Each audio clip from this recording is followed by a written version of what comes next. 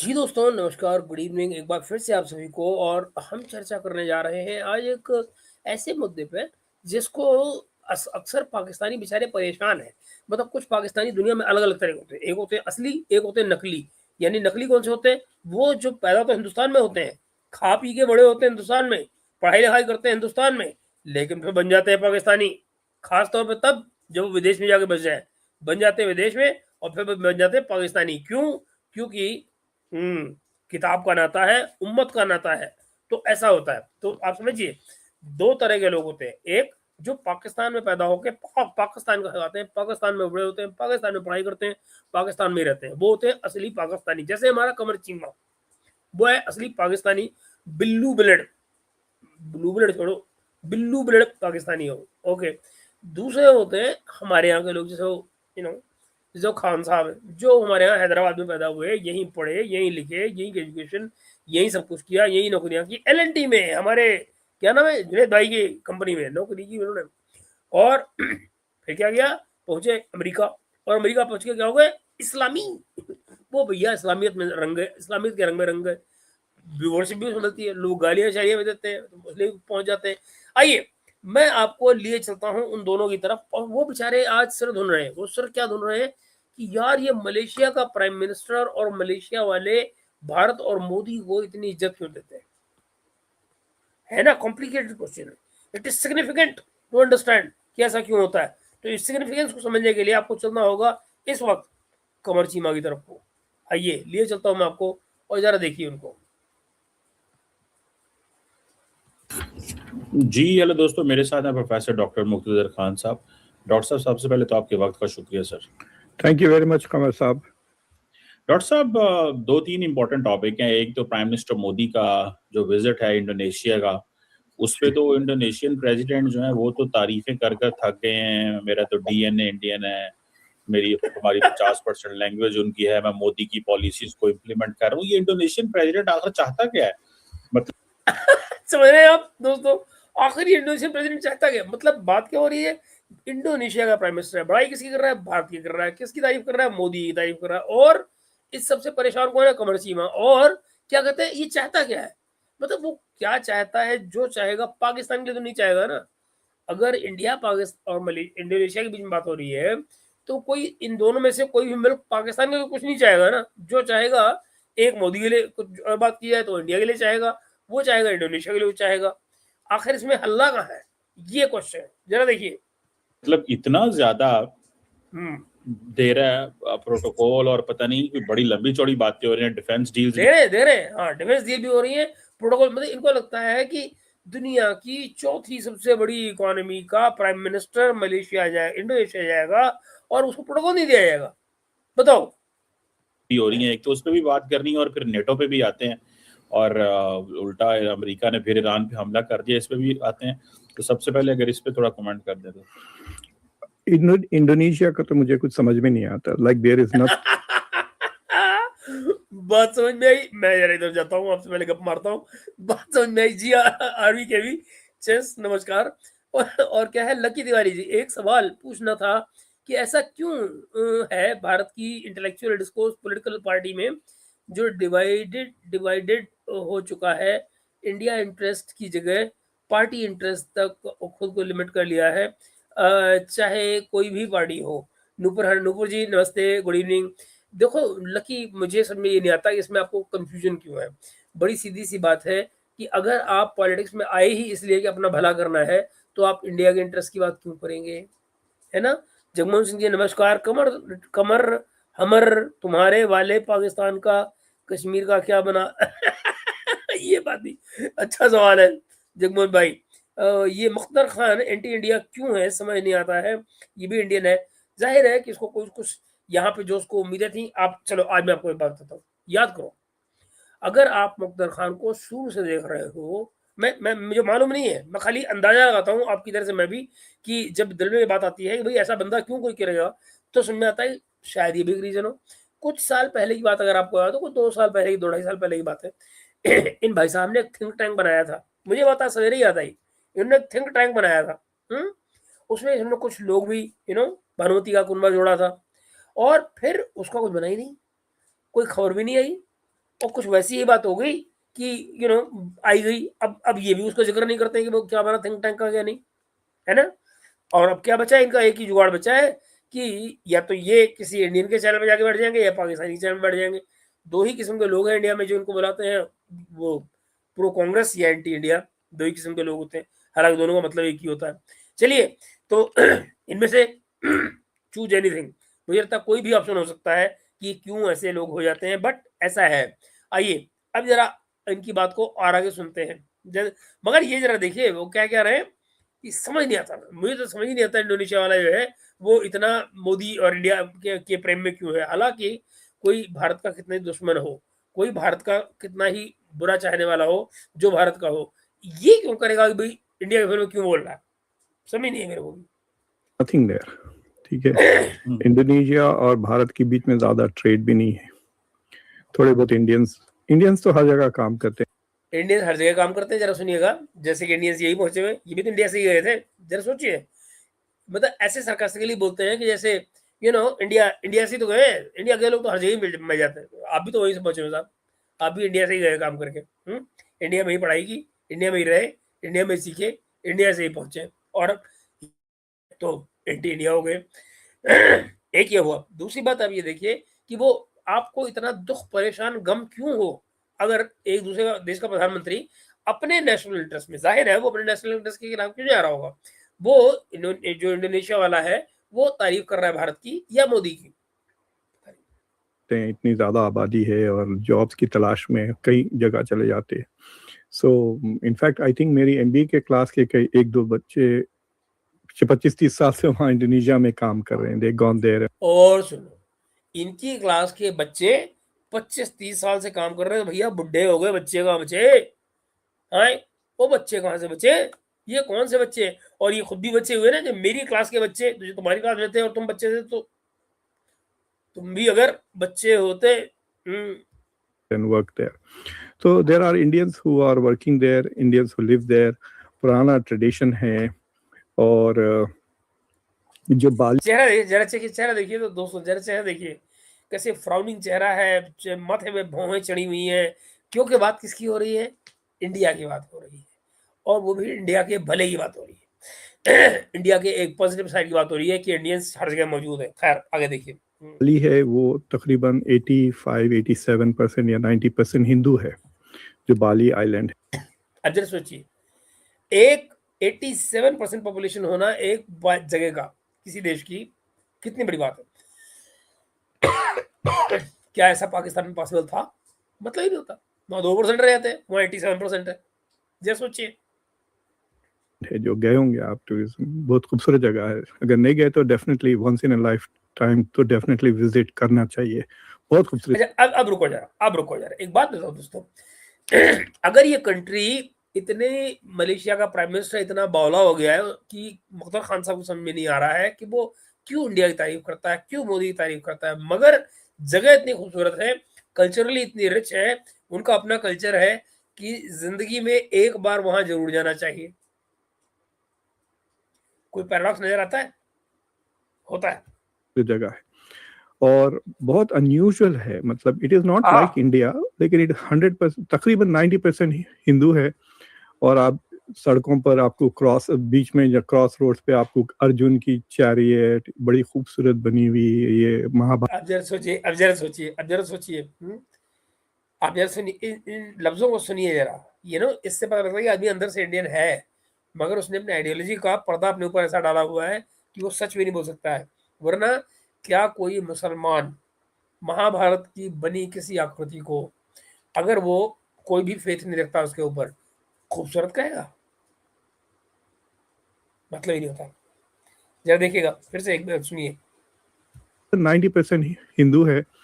अच्छा, अगर पूरी तरह हिंदू नहीं है, 90% हिंदू है, तो मुझे बताइए इसका मतलब क्या होता है। और 90% अगर कोई कंट्री जो है एक पर्टिकुलर रेस का है, तो और उसके और आप सड़कों पर आपको बीच में या क्रॉस रोड्स पे आपको अर्जुन की चैरियट बड़ी खूबसूरत बनी हुई, ये महाभारत के रामायण के सिंबल्स, मंदिरें बहुत खूबसूरत है।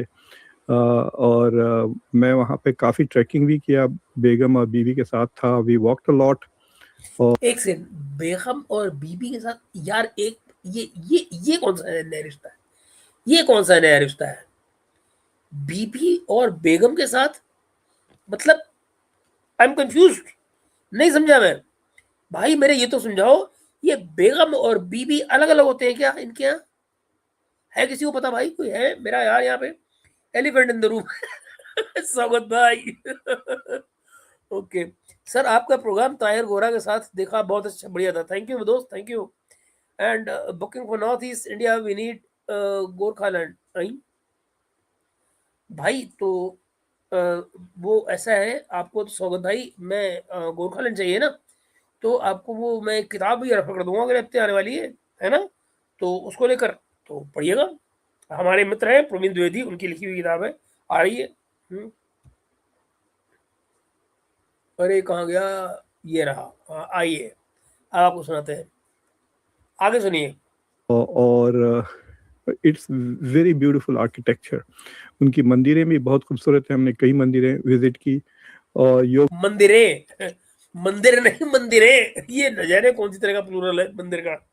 कार्ता में रामायण का बहुत लंबा ट्रेडिशन है, तो आप वहाँ जाएंगे तो आपको बहुत ही well done Ramayan as a play नजर आएगा। तो and most of the actors 100% मुसलमान होते हैं। So it is very interesting. जैसा हम एक लड़की से बात कर रहे थे, वो कह रही थी कि वो आप एक से दोस्तों, जरा कमर चीमा एक्सप्रेशन देखिएगा, जो वो कहता है ना कि लगभग 100% जो एक्टर्स होते हैं वो मुसलमान होते हैं, उसके चेहरे का रंग कैसे टेढ़ा होता है, मुंह टेढ़ा हो जाता है, जरा देखिएगा गौर से। लड़की से बात कर रहे थे, वो कह रही थी कि अब देखिए तो and most of the actors 100% मुसलमान होते हैं।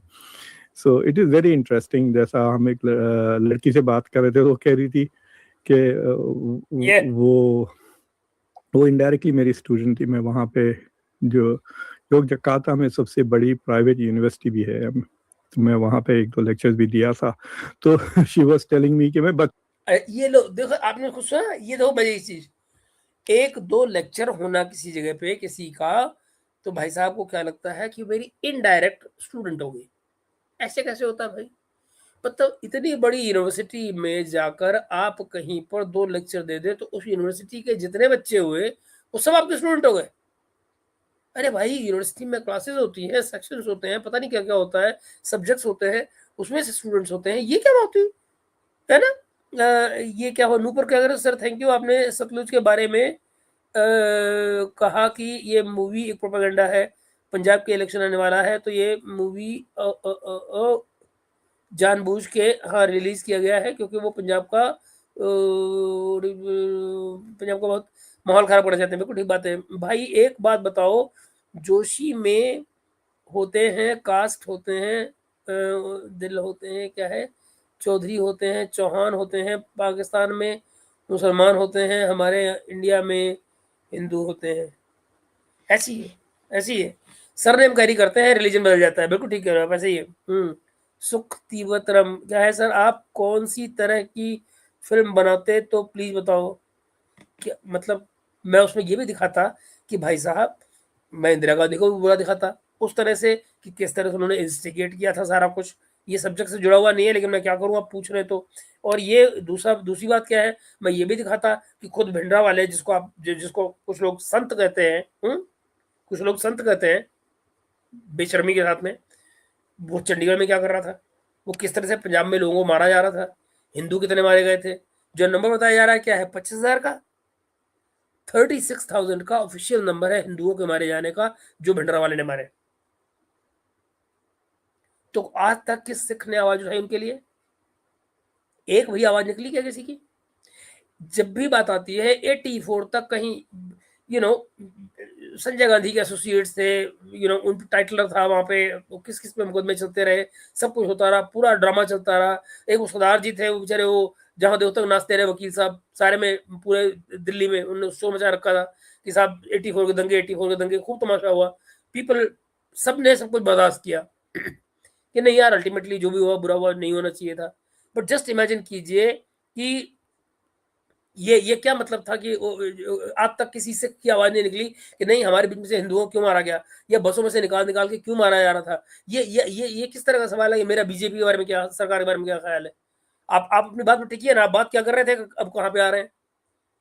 मैं सरकार के बारे में क्या, सरकार के बारे में बात नहीं करता हूँ, मैं सरकार की पॉलिसी के बारे में बात करता हूँ। आप पॉलिसी के बारे में बात करें, मैं बात करूंगा। सरकार क्या होती है? सरकार को पब्लिक ने चुना है, मेजोरिटी सरकार है, थैंक यू। इससे आगे मैं क्या बात करनी इसमें? हाँ, उसकी पॉलिसी में बात होती है कि फला पॉलिसी कैसी है, फला पॉलिसी कैसी है, उसमें बात करिए। सही गलत पॉलिसीज होती है, सरकार थोड़ी गलत होती है। कमाल करते हैं आप भी ऐसे। इट्स नॉट चीमा बट चुम्मू, साथ में कीमा भी। ये क्या है? बुक कौन सा है? वही शौकत साहब आएगी, अभी किताब आई नहीं है, पब्लिशिंग में गई हुई है, अगले हफ्ते आ जाएगी, मैं आपको बता दूंगा, don't worry, I show you the books. Alright दोस्तों, चलिए आगे चलते हैं और इस वीडियो को आगे बढ़ाते हैं। ये फिल्म वाली चीजें डिस्ट्रैक्ट कर रही है। बचपन से सीता का रोल करते आए हूँ, स्कूल में भी, कॉलेज में भी, एंड देन प्रोफेशनली। तो इससे क्या पता लगता है दोस्तों कि ये पूरी तरह पॉसिबल है कि कोई मुसलमान भी हो लेकिन दिमाग से लिबरल हो, इस तरह का कि वो रामायण के रोल भी कर रहा हो। मैं आपको बताता हूँ, हमारे यहाँ भीमताल में एक रामलीला होती है, जानते हो? उसमें बैकग्राउंड में जो फ्रंट पे लोग गा रहे होते हैं, पीछे से जो म्यूजिशियंस होते हैं, उसमें जो बांसुरी वाला है, बांसुरी वाला हमेशा एक ही आता है और वो मुसलमान होता है, और वो बड़ा खूबसूरत बांसुरी बजाते हैं वहां पे। तो आपको बताऊं, ये दिमाग में आपके अगर पर्दा ना भरा जाए, जिसको कहते हैं ना कि आपका दिमाग को इस तरह से पागल न किया जाए रिलीजन के नाम पर, जैसे पाकिस्तान में किया जाता है कि आप अगर किसी और चीज को फॉलो करते हैं तो आप काफिर है ना। तो वो अब वो चीज इंडोनेशिया में नहीं है, तो वो बच्ची जो है वो सीधा रोल कर रही है, बात खत्म हो गई। So there is a lot of Indian, क्या कह सकते हैं आप, प्री इस्लामिक कल्चरल हेरिटेज है वहां पर हिंदुओं का, ऑलराइट, प्री इस्लामिक हेरिटेज है वहां पर, विच मीन्स वेरी क्लियरली कि भैया कंपटीशन नहीं है, हिंदुइज्म बहुत पुराना है, तुम्हारा ये इस्लाम से बात कीजिए। Not abandon. अगर आप पाकिस्तान अफगानिस्तान का जो करंट सिचुएशन देखें आप, तो कल्चर भी पूरा पर्शियनाइज हो गया है, रिलीजन इस्लामाइज हो गया और कल्चर पर्शियनाइज हो गया। लेकिन इंडोनेशिया में पर्शियनाइज या अरबाइज नहीं हुआ, उनका culture remains the previous Indonesian Bahasa culture. Religion is Islam, वो स्ट्रिक्ट होते हैं वो from an Islamic point of view, but तो अब उसको ये लेवरेज की तरह यूज करना चाह रहे हैं प्राइम मिनिस्टर मोदी। ओके, अच्छा, मतलब कहाँ की बात हो रही है? ये अब उनकी कल्चर पे जा रहे हैं, ये कह रहे हैं कि जो इंडोनेशिया की कल्चर है उसको प्राइम मिनिस्टर मोदी जो है वो एक एडवांटेज पॉइंट की तरह से लेना चाह रहे हैं, उसको इस्तेमाल करना चाह रहे हैं, और इस्तेमाल करके वहां पे बेसिकली क्या कर लेंगे? इंडोनेशिया को हिंदू बना देंगे क्या? वो तो हमारा पर्पज नहीं है। तो all we are trying to do is कि अगर हम वहां पे सर्टेन एलिमेंट्स हैं जो इंडियन एलिमेंट्स से मिलते हैं, सिमिलर हैं, तो उनको जोड़ा जाए। लोग क्या करते हैं भाई, रिश्ते बनाने के लिए आपको आपस में जो कॉमन पॉइंट्स होते हैं वो देखने पड़ते हैं, उन्हीं की वजह से तो आप रिश्ता बनाएंगे, है ना। तो अगर इंडोनेशिया के और हमारे बीच में कल्चरल जो जो धागे हैं वो मिलते हैं, तो हम उन्हीं को जोड़ेंगे ना। So why should that be a problem for anybody who is following Islam? He wants to use leverage। और इसका जैसा अगर आप याद है 2021 में जो बांग्लादेश गए थे, तो फिर वहां पे भी यही डिमांड किया था कि एक मंदिर है उसको आप रेनोवेट करें। तो फिर वो मेरे ख्याल से शेख हसीना के साथ शायद वो मंदिर को गए भी मोदी, या he went alone, I don't remember that. उन दिनों में I was not focused on south Asia. तो उस तरह भी यहाँ पे योग्यकार्ता में एक बाद में क्यों फोकस लोगे साउथ एशिया पे? क्योंकि दूसरी जगह पैसे नहीं है। मंदिर है, एक्चुअली 2-3 मंदिरें हैं। एक तो पहाड़ पर भी है, विच आई आल्सो विजिटेड। तो उस मंदिर में जाकर they are trying to do something revive, तो उसका दैट इज द आप प्रीटेक्स्ट। सुन रहे हैं? देखिए, अब ये लैंग्वेज जो होती है ना, ये बहुत कुछ आपको बताती है कि आदमी का उस पर्टिकुलर बात की तरफ एटीट्यूड क्या है। तो वो क्या बता रहे हैं कि एक मंदिर भी है वहां, they are going to do something revive, you know. उससे आपको पता लगता है कि culturally are Pakistani is not Indians, of course they are, but then they won't accept it ना। अच्छा, ये पाकिस्तानियों तो मतलब कुछ जरूरत से ज्यादा ही अनिल भाई टेढ़ा है ना। वो कभी अरब होते हैं, कभी टर्क होते हैं, कभी पर्शियन होते हैं, भगवान जाने क्या क्या होते हैं। वो डिपेंड इस पे भी करता है कि माल किधर है, डिपेंड इसमें भी करता है कि माल किधर है, यू नो। देन क्या है सर हम जगमोहन जी कह रहे हैं, सर हम बचपन से ही सलमान खान, अमजद खान, शाहरुख खान, आमिर खान की मूवी देखते हैं। हमारे मन में कभी भी यहाँ नहीं आया कि मुसलमान है वो हमारे खिलाफ है। मगर जगमोहन, आपको एक बात बताऊं, बुरा ना मानिएगा मेरी बात का, मैं आपको सिर्फ फैक्ट्स कोट कर रहा हूँ और आप उसको ट्रैक कर सकते हैं, देख सकते हैं कि यू नो ये क्या है, कांग्रेस सरकार के 70 साल के भ्रष्टाचार, गूगल चैट जीपी करके सर्च करो। मैं क्यों करूँ, मुझे पता है, मैं क्यों करूँ भाई जो जी। अच्छा, ये जरा आप जो कह रहे हैं ना, इस बात का एक और पहलू भी है कि जो अगर आप हमारे मन में नहीं आता, ये बात आप सही कह रहे हैं, लेकिन आप मुझे 9/11 से पहले का कोई शाहरुख खान का एक फोटोग्राफ दिखाइए जहां पर उसने वो फलस्तीन वाला जो गमछा होता है जो कल उसने आरफा खानम ने वो डाला हुआ था ईरान में, और फोटो खिंचा के अपना भेजा है फेसबुक पे। आपको मैं बताऊं जरा दोस्तों, मुझे शाहरुख खान का ही कोई एक फोटोग्राफ दिखा दीजिएगा।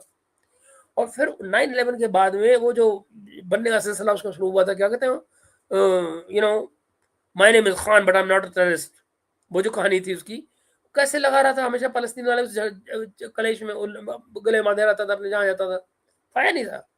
नतीजा क्या निकला है आखिरकार, बाद में हमको बचाना पड़ा ना उसको अमेरिका के एयरपोर्ट्स पे बार बार, यू नो, क्या कहा जाए, बट ये उनके मन में रहता है। मैं एक और एग्जाम्पल देता हूँ, याद कीजिए नेतन्याहू जब भारत आए थे और बॉम्बे गए थे तो उस समय प्राइम मिनिस्टर नरेंद्र मोदी ने अपील की थी बॉलीवुड से और सबको इनवाइट किया था कि आप लोग आइए, प्राइम मिनिस्टर से मिलिए, यानी कि नेतन्याहू साहब से मिलिए, और हम लोग इजराइल में कुछ अपनी फिल्मों को शूट क्या करेंगे, वहां की लोकेशंस को यूज करेंगे।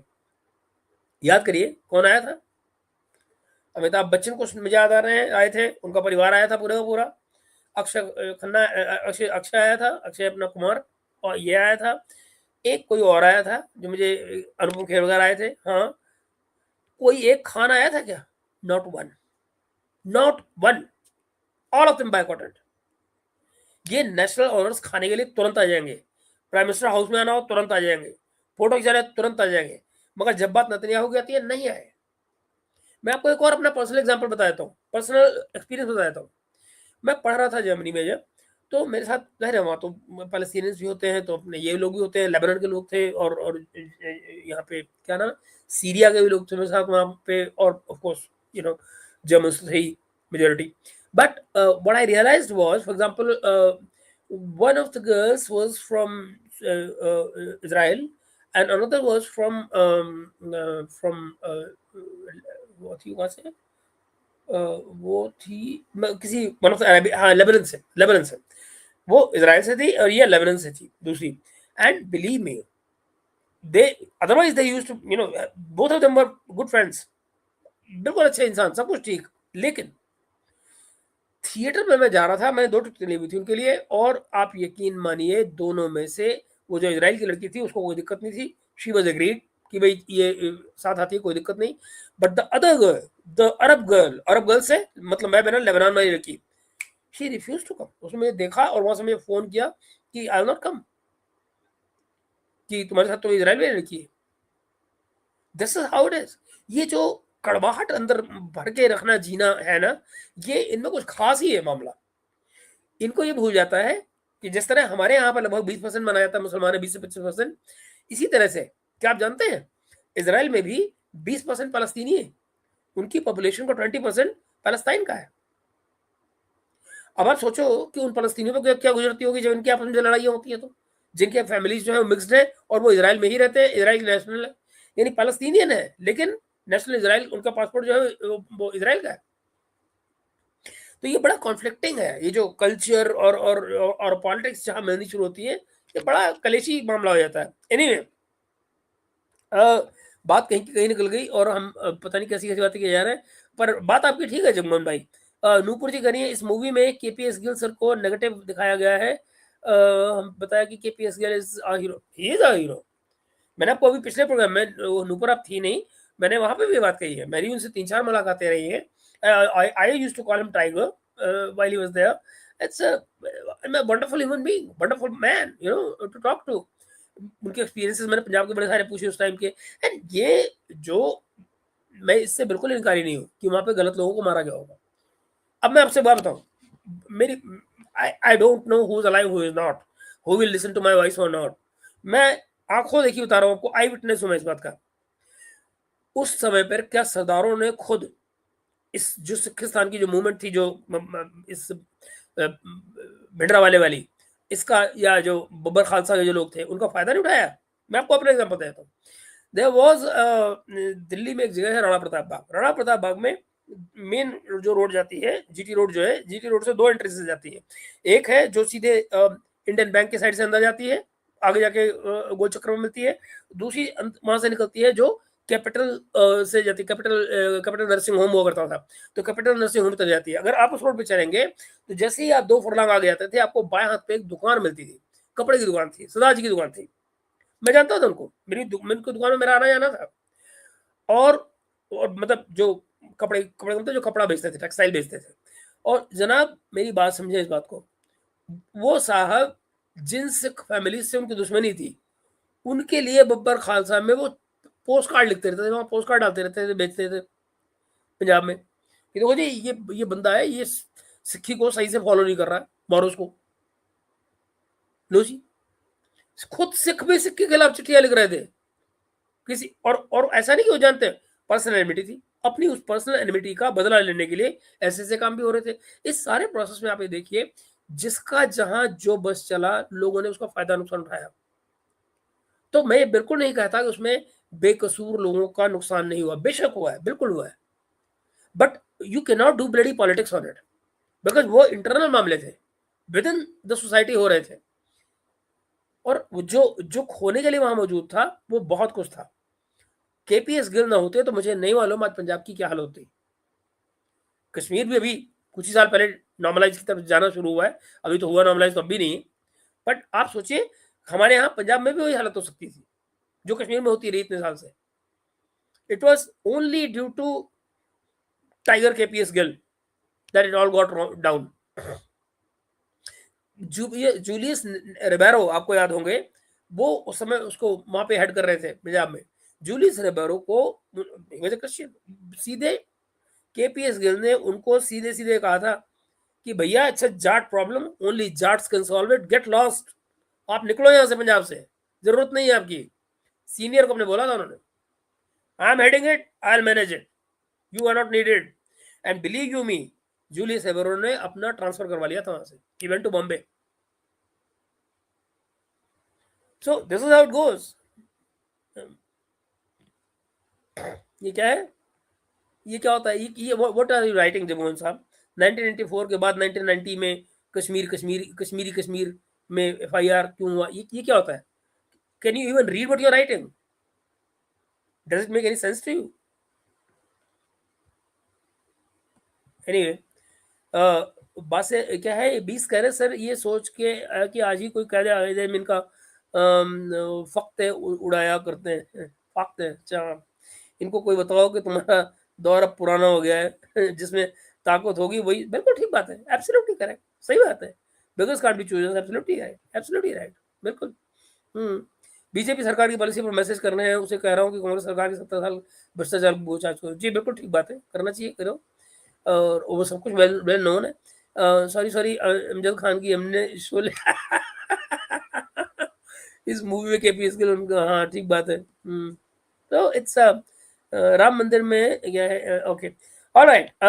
हमारे देश के बहुत से अच्छे मुसलमान हैं, राम मंदिर में 1990 क्या है 51 तक दान तक चंदा किया है। Okay okay okay okay, restart, I don't know what Punjab, alright छोड़ो, पंजाब अनएजुकेटेड है, इग्नोर करें। ओके चलिए दोस्तों, हम अपनी कहानी पर वापस चलते हैं और देखते हैं कि खान साहब हमको क्या ज्ञान दे रहे हैं।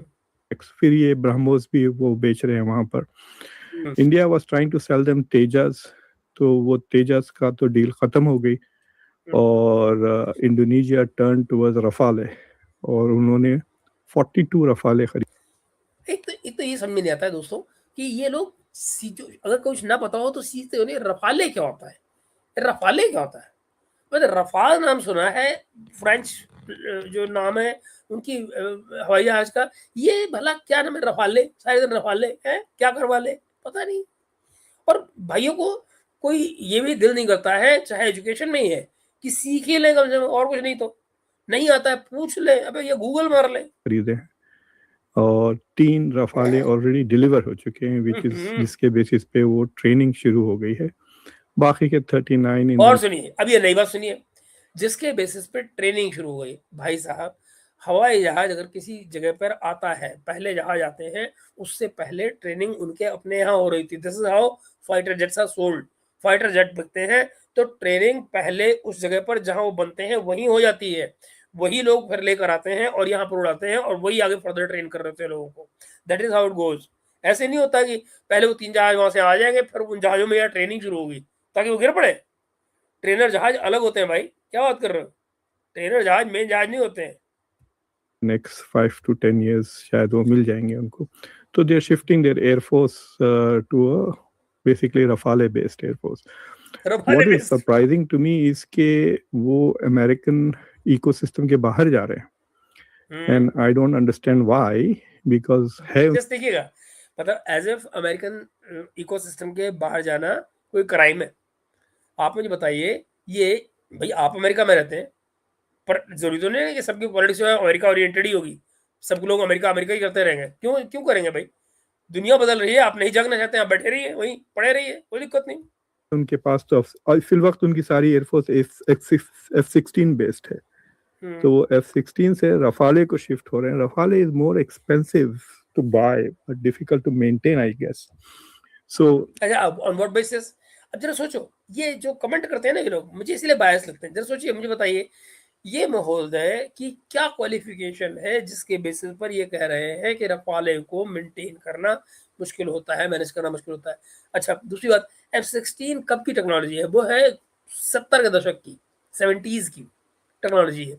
रफाल अब की टेक्नोलॉजी है। अगर चलने में बात आएगी तो रफाल ज्यादा चलेगा या F-16 ज्यादा चलेगा? जो चीजें F-16 में तब हुआ करती थी, आज उससे हवाई जहाज जो आ रहे हैं वो सब उससे बहुत आगे निकल चुके हैं। क्या बात है? वो स्ट्रेटेजिक ऑटोनॉमी की भी बात होती है। I don't know what is happening.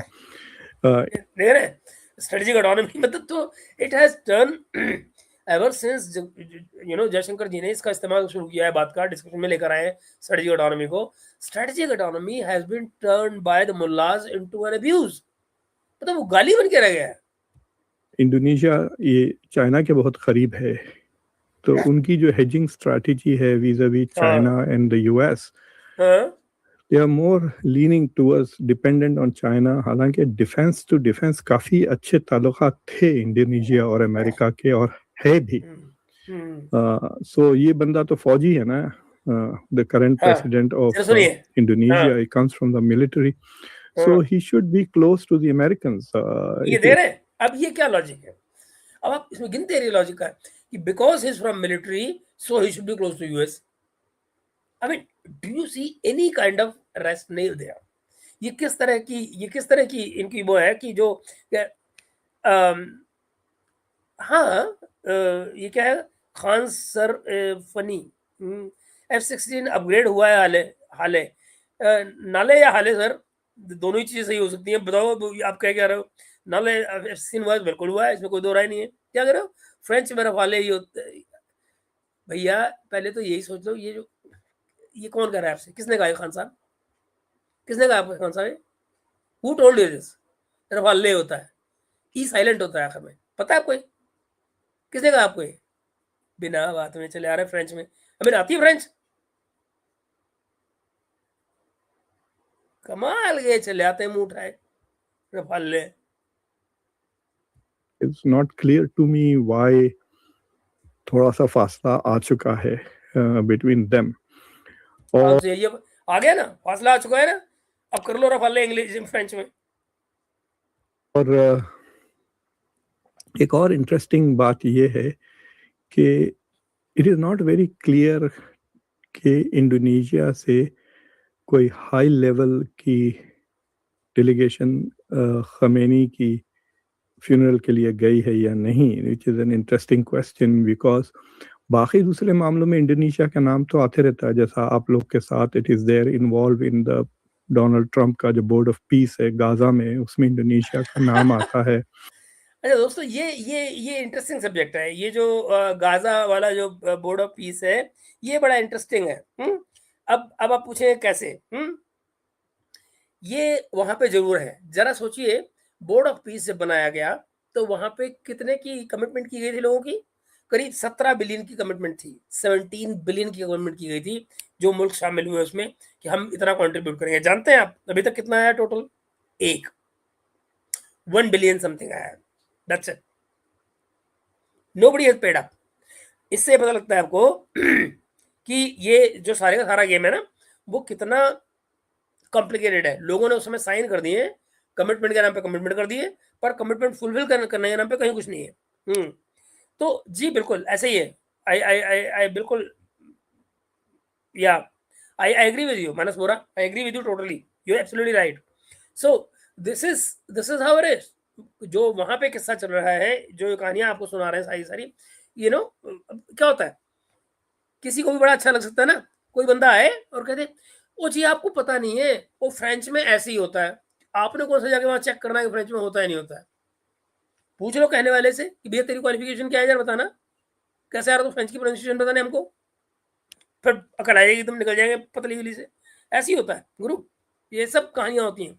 Anyway, but आप ये देखिएगा इस केस में कि जरा कॉम्प्लिकेशंस देखिए, मिलिट्री से आता है तो अमेरिका के करीब होना चाहिए, या इस तरह की बातें। यार बात सुन, तो प्राउड है तो अपने घर जाके प्राउड है ना, हम कौन सा तेरे को मना करना है? हमको हमारे सर में दर्द नहीं होना चाहिए बस, बाकी जिसको ये क्या है, करुणा कमाइल, God knows what I, alright, चलिए आगे सुनिए। Indonesia is going to provide forces for patrolling Gaza, ये भी वहां पे भी इंडोनेशिया। ऑलराइट, हाँ, तो वो बता रहा था आपको इनकी जो वहां क्या हो रहा है, बड़ा वहां पे कमाल की चीजें कर रहा है डोनाल्ड ट्रंप। वो क्या कर रहा है कि अब उसने वहां नया प्रपोजल की बातें आ रही हैं, हवा ली जा रही है, ये नया प्रपोजल लाना है। क्या नया लाना है कि बोर्ड ऑफ पीस के जो लोग जिस भी जगह पे मिशन में जाएंगे, मान लीजिए गाजा में गए, तो वो गाजा में जिसकी चाहे प्रॉपर्टी पर कब्जा कर लेंगे। ये प्रस्ताव आ रहा है वहां पे, है ना, जिसकी चाहे प्रॉपर्टी पे कब्जा कर लेंगे और उसके लिए कोई पैसे वैसे नहीं दिए जाएंगे, कोई पैसे नहीं दिए जाएंगे। एक दूसरा ये कि वो जहां कहीं भी अपनी कार्रवाई करेंगे, बोर्ड ऑफ पीस की कंट्रीज जो होंगी, जहां कहीं भी कार्रवाई करेंगी, उस पर दुनिया का कोई कानून लागू नहीं होगा। जरा सोचिए। तो हाँ, तो इसका मतलब ये हुआ कि दो दो बीवियां लेके बैठा हुआ ये भी, इसका मतलब यही हुआ। मुझे नहीं मालूम इस चीज का जो आप बता रहे हैं मॉडर्न न्यूज शो, बट अगर आप कह रहे हैं तो ऐसे ही होगा। और ये जरा देख लीजिए, मैंने तो लोगों के मुंह से यही सुना कि भैया पहली बेगम ही दूसरी बेगम, मैंने कभी ये नहीं सुना कि ये बेगम ही बीवी, बट व्हाटएवर, अगर ऐसा है तो आई डोंट माइंड। और वो ऐसे ही लोग प्राउड भी होंगे ना, वो जो मैं बड़ा प्राउड हूँ, क्या नाम है, सुखदेव राम, है ना, सही है। 270 आप गलत कर रहे हो भैया, देव से हो रहा क्या है जो भी आपका नाम है, आप बजाय 270 के 786 लगा लो, अगर पता लग जाएगा हमको आप मुसलमान लगा रहे हैं। इंडोनेशिया का नाम आया है और बट उसके बाद से आई डोंट नो, मैंने इंडोनेशिया पे एक दो शोज किए हैं। एक उनका जो सबसे प्रोमिनेंट अमेरिकन स्कॉलर है ऑन इंडोनेशिया, रॉबर्ट हेफनर है उसका नाम, एंथ्रोपोलॉजिस्ट है, बॉस्टन यूनिवर्सिटी में पढ़ाते हैं वो, रॉबर्ट हेफनर। तो he spoke with me in detail, but वो एंथ्रोपोलॉजिस्ट हैं, वो is not a political scientist, so we didn't talk about foreign policy. तो मेरे थोड़े हैं जानने पहचाने, I will try to get somebody to come and talk about Indonesia की फॉरेन पॉलिसी का क्या रुख है इस वक्त। और other than that I not very just imagine, इसका मतलब ये हुआ कि जो इस्लामिस्ट है, इसका मतलब ये हुआ कि जो Islamist, I don't know, minus more, I don't know what is 270. What I meant was if you are such a lover, you know, then have 786, खत्म बात। you know, people calling other women, नहीं वो ऐसे होता है, ठीक है। Alright, America ने क्या है, अमेरिका ने, अच्छा, अमेरिका ने मोदी साहब की चाबी भर रखी है स्टीम फाइल में, उसकी अपनी चाबी नहीं भरी हुई है क्या? है क्या फजूल की बातें कर रहा है भैया, कौन है तू, चल यहाँ से बाहर निकल, गंदगी का बाहर निकल, कुकुर, हट, चाबी भर रखी है, तेरे में दम है उसमें, है, चले आ रहा है मुंह उठाए, अब ठीक है। चला आ रहा है यार, हाँ। तो दोस्तों ये है कहानी, बट आप ये देखिए जो इस्लामिस्ट हैं उनके मन में अब इस बात का डर आने लग गया है कि भाई इंडोनेशिया और भारत के बीच में क्या पक रहा है, क्या पक रहा है। ये किस्सा इनके दिल में अब परेशानियां करने लग गया। पूछो क्यों? अब वो कह रहे हैं ना, देखो इंडोनेशियन एक्सपर्ट को बुला के लाऊंगा और पूछूंगा कि इंडोनेशिया की पॉलिटिक्स का क्या किस्सा है, पता नहीं लग रहा है इनको। कंफ्यूजन में जी रहे हैं भाई लोग, है नहीं? आइए आगे देखिए। वेरी श्योर कि anything big is going to come out. ये डोमेस्टिक पॉलिटिक्स के लिए है इंडिया की। अच्छा, तो अभी का मतलब ये हो गया कि जो कुछ इंडोनेशिया में हुआ है और इंडोनेशिया कर रहा है वो इंडिया की डोमेस्टिक पॉलिटिक्स के लिए। लो कर लो बात, और सुनो, ये भी सुनना था। जो अंधे बहरे और बेअकल भक्त हैं, ये सुन रहे हैं, ये देखिए, है ना? और ये कौन कर रहा है? एक कटुआ मुल्ला। आई एम सॉरी, मैं बिल्कुल ही सब बोल रहा हूँ। और क्यों बोल रहा हूँ?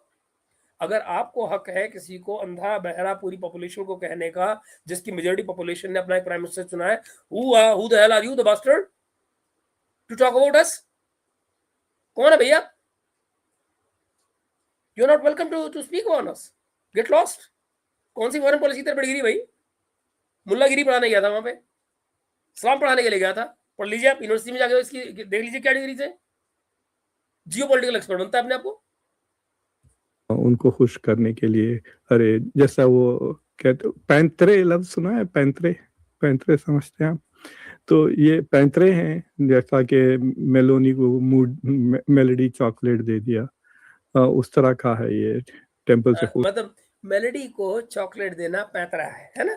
और वो जो एक अनजान औरत को वहां पे जो डेनमार्क में खड़ा किया गया था, जिसको ना इंडिया का आई पता, ना उसको कल्चर का पता, ना वो कभी यहाँ आई, ना उसने एक किताब पढ़ी, ना उसको पॉलिटिक्स का पता, कुछ नहीं पता, वो पैतरा नहीं था। उसके बारे में कभी किसी माई का लाल ने नहीं कहा कि वो पैतरा था, जबकि असली पैतरा वो था।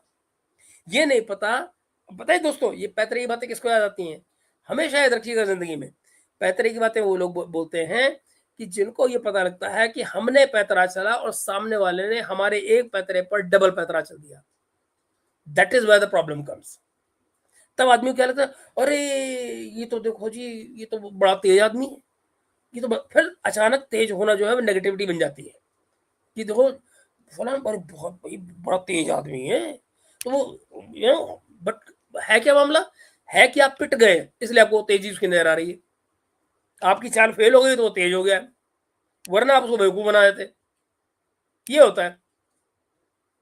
आप खुद सोचिए ना, मतलब मलेशिया में जो कुछ हो रहा है वो पैतरा है। वो पैतरा है। मेलेडी को जो कुछ चॉकलेट दे रहा है वो पैतरा है, ऑलराइट। और जो डेनमार्क में हो रहा है वो सब रियल है। इंडिया की डेमोक्रेसी में क्वेश्चन आ गया, सब कुछ हो गया, क्या कहना। ऐसे होता है, this is how it works. खुश हो जाएंगे। अलबत्ता राम माधव जो आरएसएस के आइडियोलॉग हैं और इंडिया फाउंडेशन के प्रेसिडेंट है, वो इंडोनेशिया में कई सालों से बहुत काम कर रहे हैं। So there is something going on between Nahda जो ग्रुप है वो आलिमों का, वहाँ पे उलमाओं का, और आरएसएस का। There is some discussions going on. तो एंटी वोक पॉलिसीज के खिलाफ है, मतलब ये एंटी गे, एंटी ये सारा लेफ्ट ऑफ सेंटर के खिलाफ दे बॉन्डिंग जी। But I won't take that seriously at all. India east कहते हैं जी। डॉक्टर साहब, who cares? Yeah, who cares? When whether you take something seriously or not, who's really bothered? होता क्या है भाई? हमारे रफाल बिक रहे हैं, हमारी एस्ट्रा मिसाइल बिक रही है। और कल कोई महापुरुष हमारे आया था, मैं उसको उठा के ब्लॉक ही करूंगा, कोई राजेश कुमार नाम का चीज थी, जो मुझे कल आज सवेरे ज्ञान दे रहा था कि प्रोनाउंसिएशन ठीक से करो बेटा।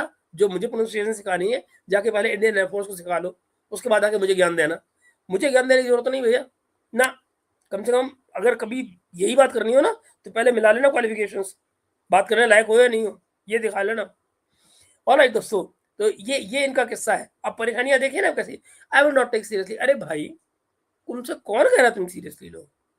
मतलब एक बैठा है पाकिस्तान में, जिसका कोई लेना देना नहीं सारी बात से कि इंडिया और इंडोनेशिया के बीच में क्या हो रहा है, बट वहां नानी मरी पड़ी है। और वो तीसरा जिसको इंडिया आने को नहीं मिलता है, वो बताएगा आई वोंट टेक सीरियसली। मतलब भाई, मतलब। और परेशान किस बात पे है? ज्ञान का अभाव कहाँ पड़ रहा है? समझ नहीं आ रहा कि इंडोनेशिया वाले जो है अमेरिका से दूर क्यों भाग रहे हैं। तो तुम भाई पहले अपना घर ही संभाल लो। या तो अमेरिका के हो जाओ और अमेरिका की तरफ से सोच के पहले यही पता लगा लो कि क्या हो रहा है इंडोनेशिया में अमेरिका के साथ में, उसके बाद में तुम इंडिया की बात करना ना।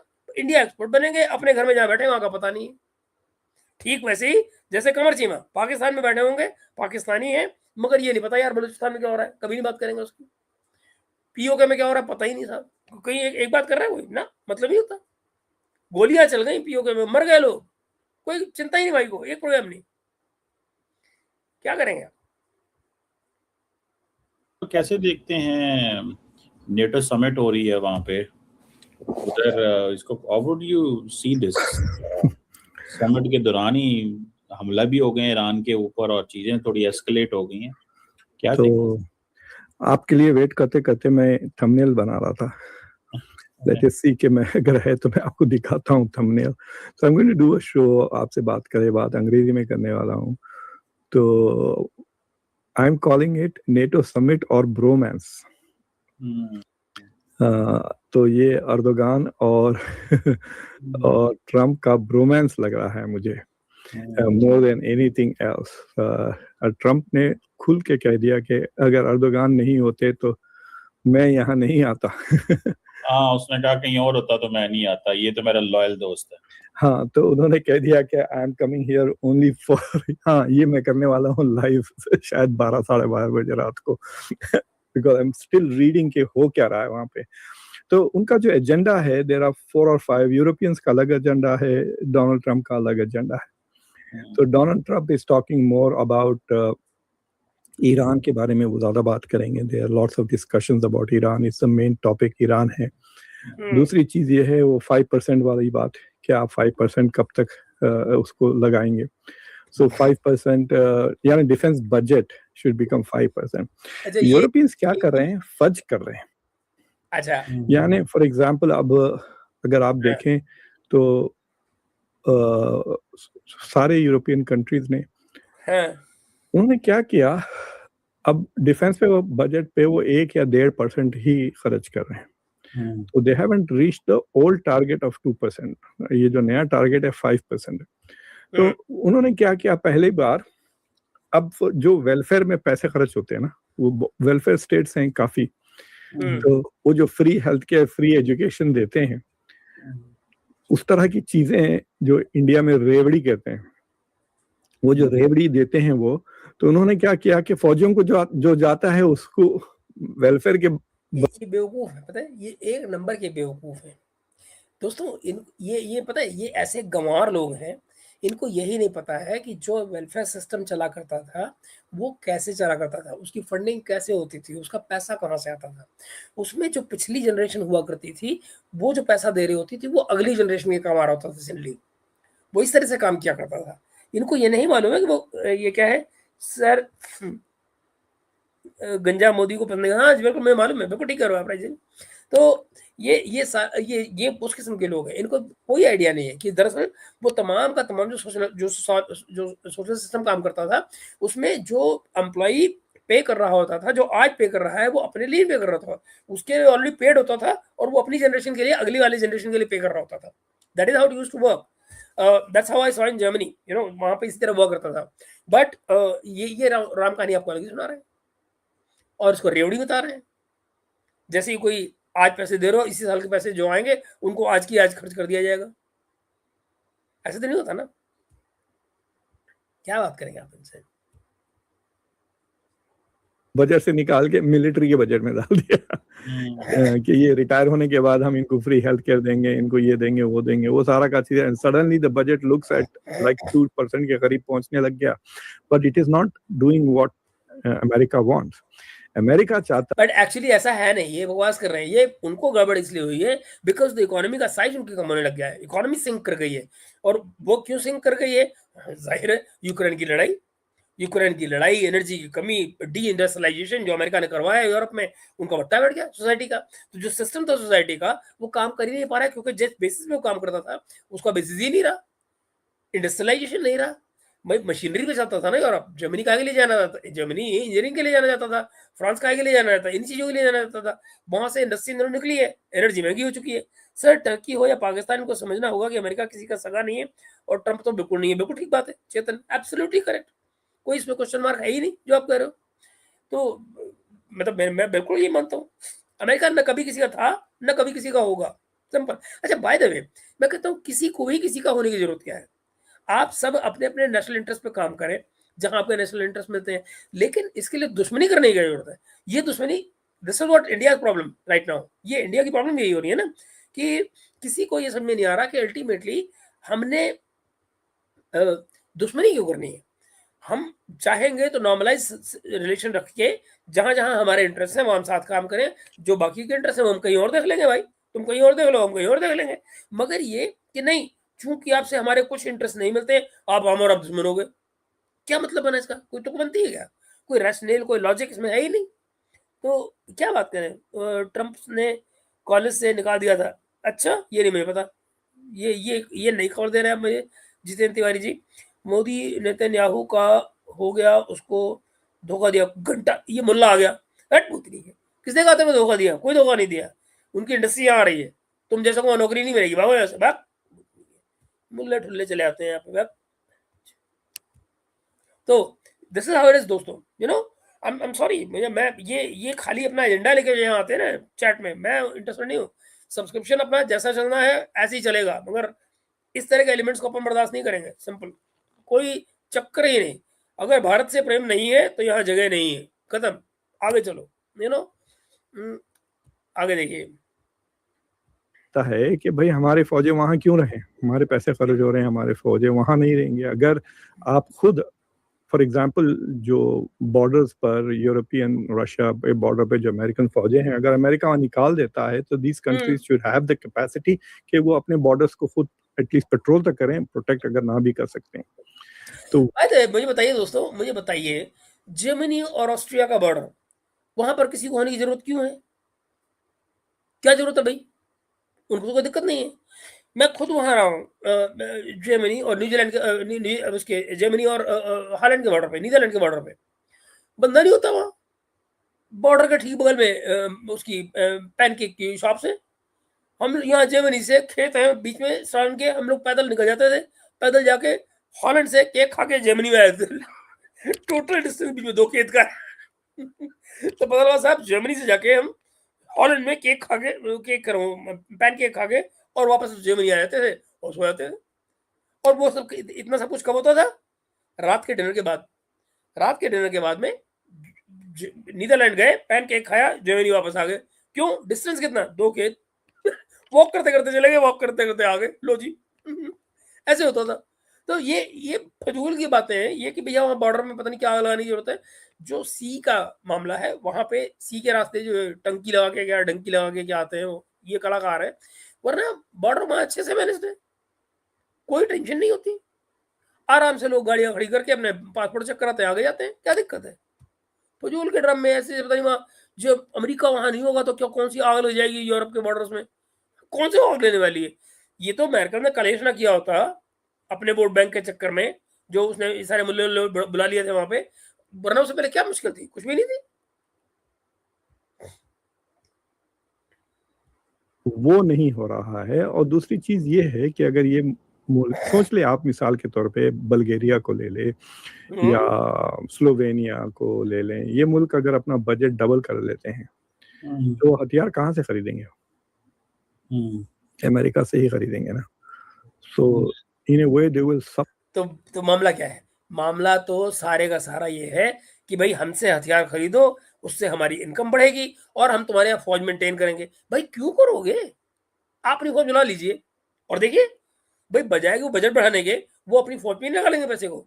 अपनी लोकल जो सर्वेलेंस है उसको नहीं बढ़ा लेंगे वो। हथियार क्यों खरीदेंगे भाई? जर्मनी और ऑस्ट्रिया लड़ने नहीं जा रहे, जर्मनी इंडिया लड़ने नहीं जा रहा, जर्मनी फ्रांस लड़ने नहीं जा रहा, तो भैया काहे के लिए हथियारों पैसे खर्च हो गए? फिर तो वो बनाएंगे और बेचेंगे, क्योंकि विद इन यूरोप तो कोई लड़ाई है ही नहीं, कोई कॉन्फ्लिक्ट वहां है ही नहीं। अगर नॉर्मल सर्कमस्टेंसेस हो तो जरा सोचिए, क्या वो अपनी एनर्जी बड़े आराम से रशिया से नहीं खरीदेंगे?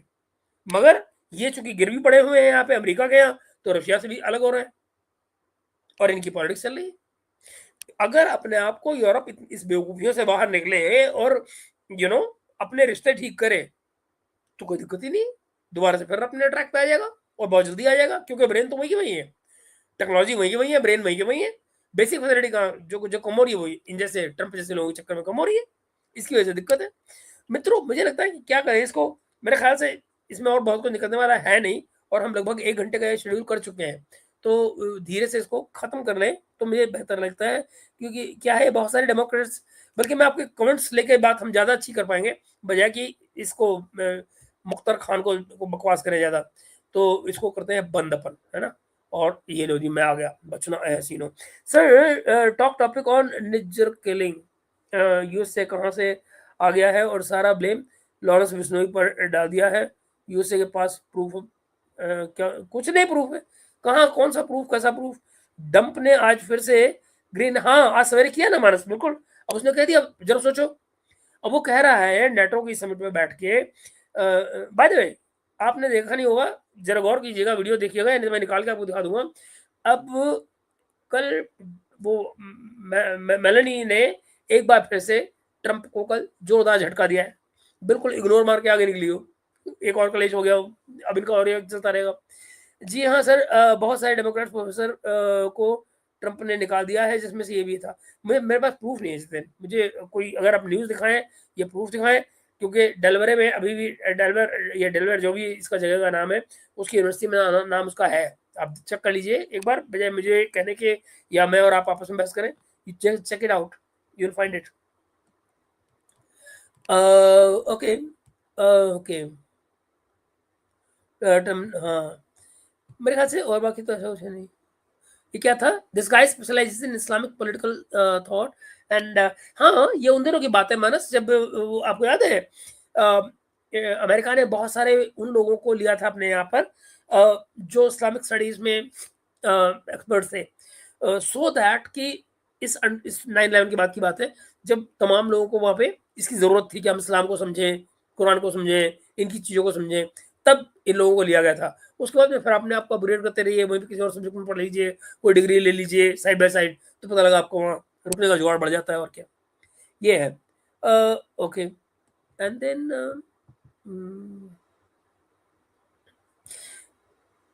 सर मैंने दसॉल्ट एविएशन में इंटरव्यू दिया था, क्लियर नहीं हुआ था, राफेल शायद उनका ही है, बिल्कुल नहीं का है, बिल्कुल है।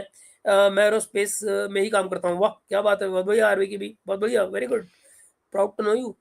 हम पाकिस्तानी कश्मीर भरोसा नहीं कर सकते, 1990 में जो हुआ हमने बिल्कुल नहीं भूलना चाहिए जगमोहन जी, और फिर आपको तो नाम भी जगमोहन है, कहना क्या बिल्कुल नहीं भूलना चाहिए। हाँ ये क्या है, खान सर फनी फ्रेंड में, अबे अबे ओ मुल्ले कटुए, तू जा यहाँ से निकल बाहर, अला पाकिस्तानी आया मुझे सिखाने, ठीक है क्या घटिया लोग हैं भाई, मुझे सिखाएगा, मैं अंधभक्त हूँ भैया, बड़ा प्राउडली अंधभक्त हूँ, चल परे हो, है नहीं। ओके आगे देखिए जी, sir please make video on Sutlej movie, अरे नहीं यार क्या करना है बना के, मेरा दिमाग खराब करना है, बहुत लोग बना रहे हैं।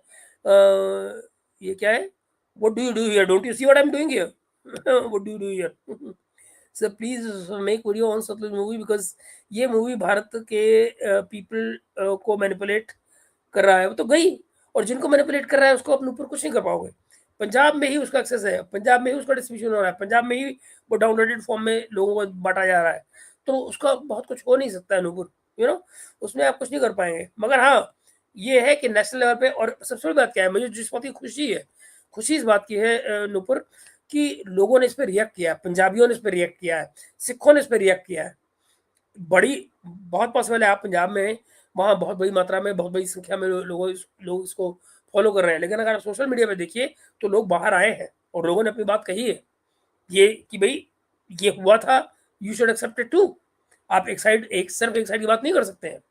तो I am very happy about it कि यू नो ये जो दौर है सोशल मीडिया का, कम से कम लोग अपनी बात कहने की हालत में है, अपनी बात को पहुंचा रहे हैं लोगों तक, this is how it is.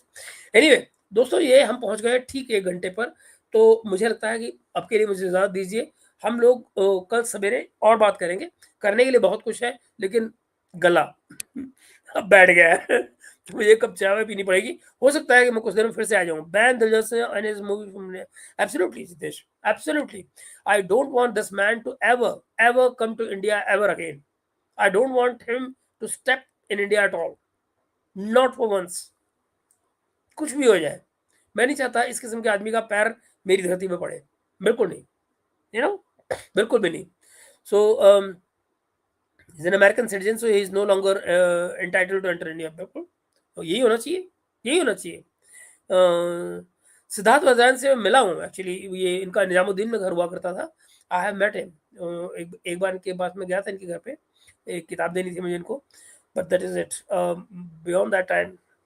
Anyway, चलिए दोस्तों, हम मिलते हैं या तो कुछ देर बाद, मैं वादा नहीं करता, शायद कुछ देर बाद।